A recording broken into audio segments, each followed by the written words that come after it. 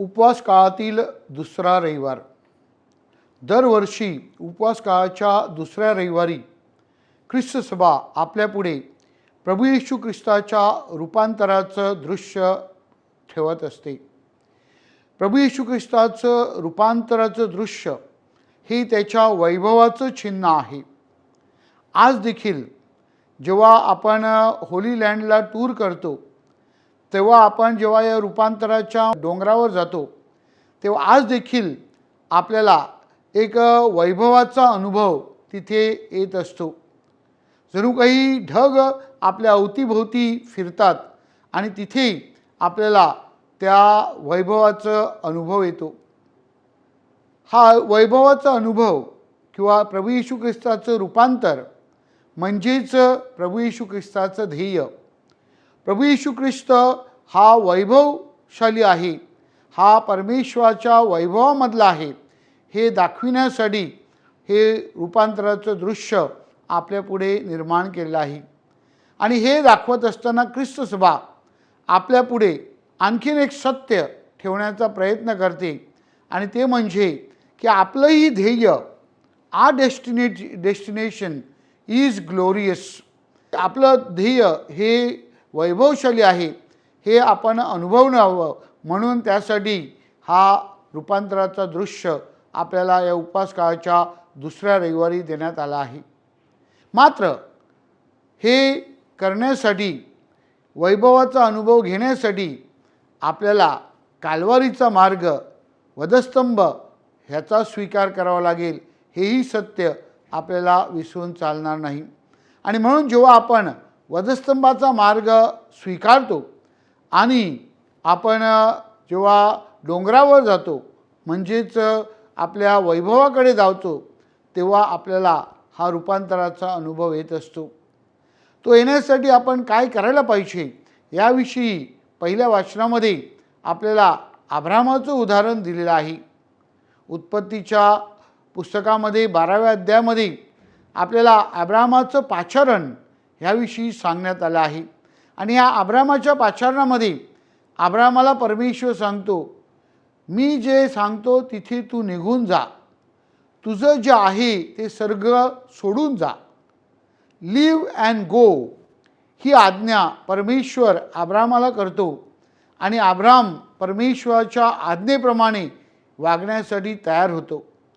तो त्याचं जे वैभव होतं, त्याचं जे राहणीमान होतं, त्याचं जे ठिकाण होतं, ते आहे त्या स्थितीमध्ये सोडतो आणि परमेश्वर सांगतो त्याकडे तो आपलं ध्येय पुढे चालू ठेवतो.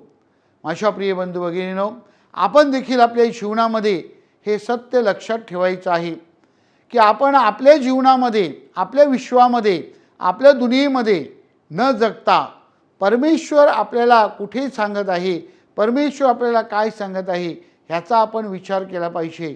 आणि आपली दुनिया, आपलं जग सोडण्यासाठी आणि परमेश्वर सांगतो त्या वैभवशाली मार्गाने वाटचाल करण्यासाठी आपण तयार असले पाहिजेत. निश्चितच आपल्याला देखील रूपांतराचा अनुभव आल्याशिवाय राहणार नाही. संत पॉल देखील त्याच्या जीवनामध्ये कशा प्रकारे त्याला रूपांतराचा, वैभवाचा अनुभव आला, असं वेगवेगळ्या पत्रामध्ये आपल्याला बोध करत आहे.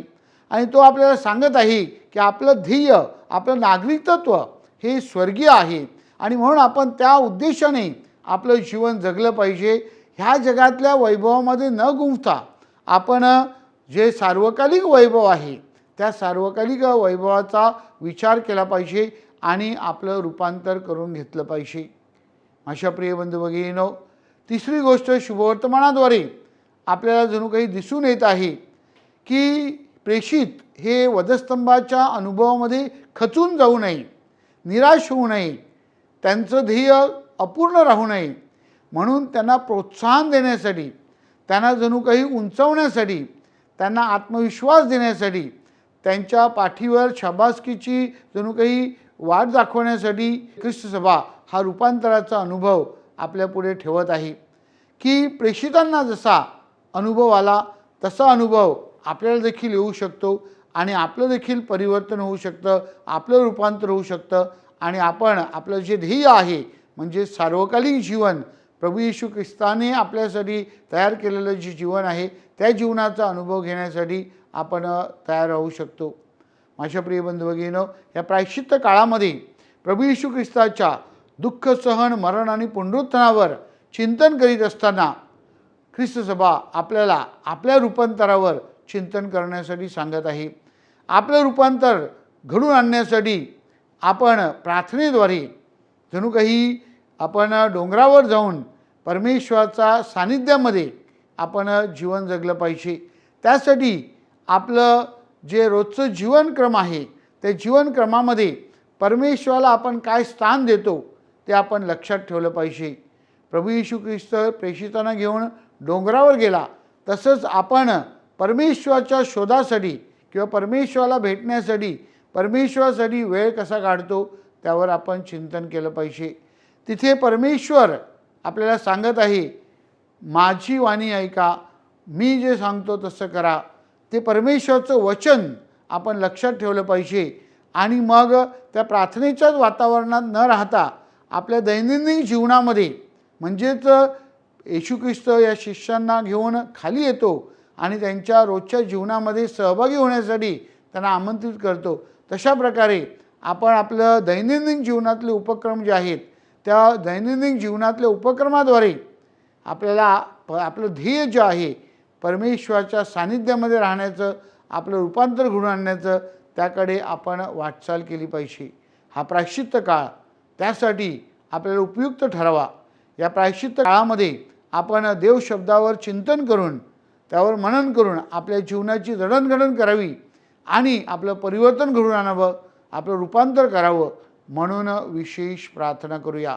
आपलं ध्येय स्वर्गीय आहे ह्याची जाणीव आपण सतत उराशी बाळगून तिथे वाटचाल करण्यासाठी प्रयत्न करूया.